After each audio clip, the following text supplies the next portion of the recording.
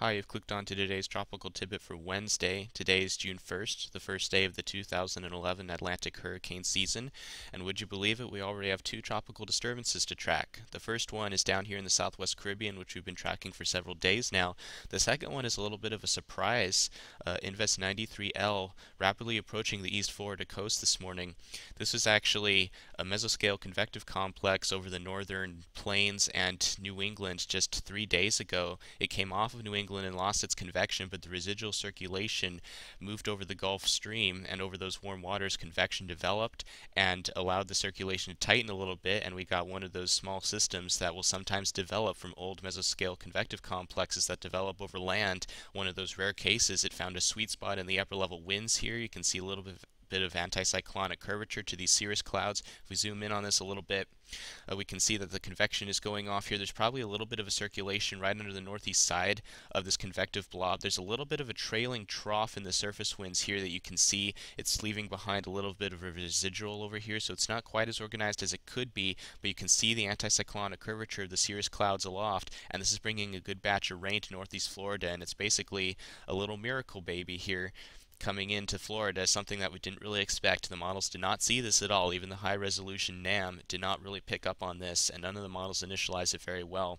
It's already got 30 knot plus winds with it, gusting around it. So this is something that could become possibly a tropical depression if it survives. It's probably not going to be one before it makes landfall in Florida, but if it survives the crossing across here, it may have a chance in the Gulf of Mexico. This crossing will be crucial because although it's moving fast, this is a tiny system and it will be knocked down quite a bit by any encounter with land. So it'll be crucial to see how well this holds together, and any rainfall chances for the rest of the Gulf of Mexico will be directly proportional to how well this holds together, because if it falls apart at all during the crossing, it's going to lose its focus of surface convergence, and once it loses that, it will be very hard to get any thunderstorms going again.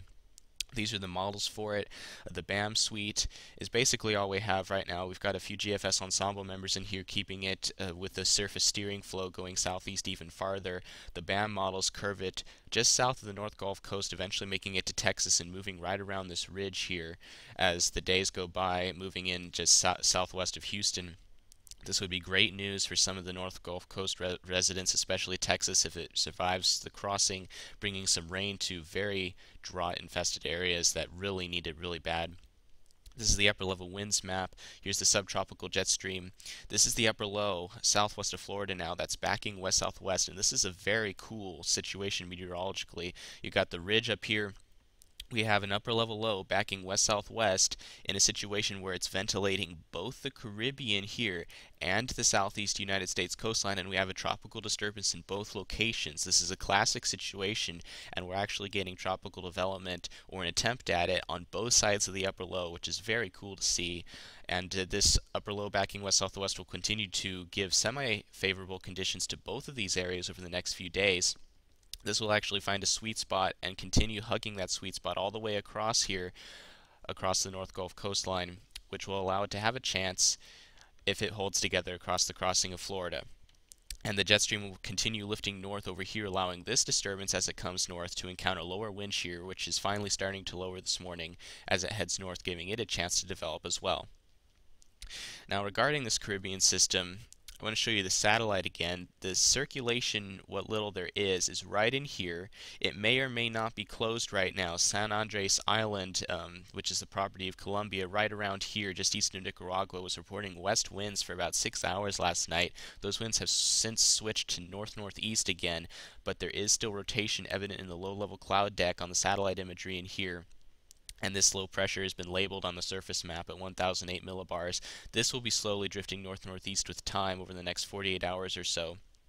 You can see a lot of thunderstorms developing northeast of it now. The convective complex over the center of it died last night, and there's a lot of thunderstorms going off here due to the presence of a couple tropical waves that are moving into the area. This over here is the 72-hour total precipitable water imagery. Let me let the beginning of the loop come. Here's the first wave that comes west-northwest. Here's wave number 2 that comes, and you can see the circulation here as a massive surge of moisture comes out of the southeast due to the 2 tropical waves that are coming northwestward over here, and I think it's this surge of moisture that's really going to kick things going over here. You can see all the clouds jumping in over here. The jet stream is starting to get pushed this way as so much heat starts to get released now as the upper low over here is backing west-southwest, that this jet stream is going to be forced to bulge over here, allowing anticyclonic flow of winds aloft to build up over here, providing a favorable environment for divergence and lowering of pressures at the surface. This is the European ensembles day 5 over here. Notice the model variance in purple showing already some divergence in the model tracks. We have some members taking it all the way up northeast, east of Jamaica near Haiti, but we have some that are way back over here in the northwest Caribbean, west of Jamaica. Look what happens one day later though.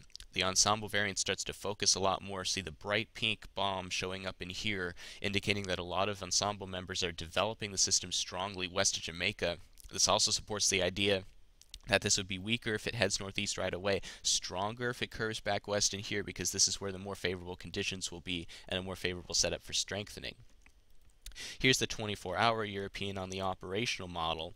I wanted to show you what's going to happen with the steering here. You can see the big ridge, of course, over the southeast United States.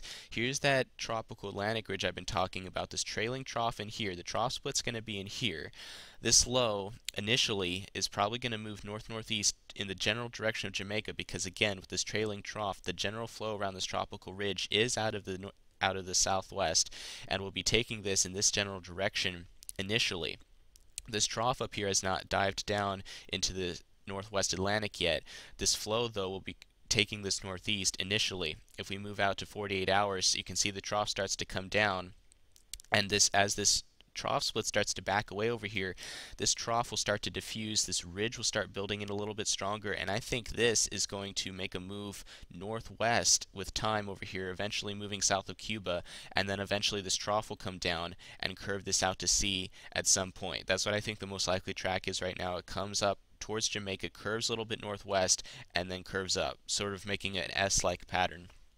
What's going to be very interesting is Invest 93L, as it moves across the Gulf of Mexico, is going to outline this ridge for us. This is at 48 hours. By then, the system should be in the northwest Gulf near Texas, based on its rate of movement.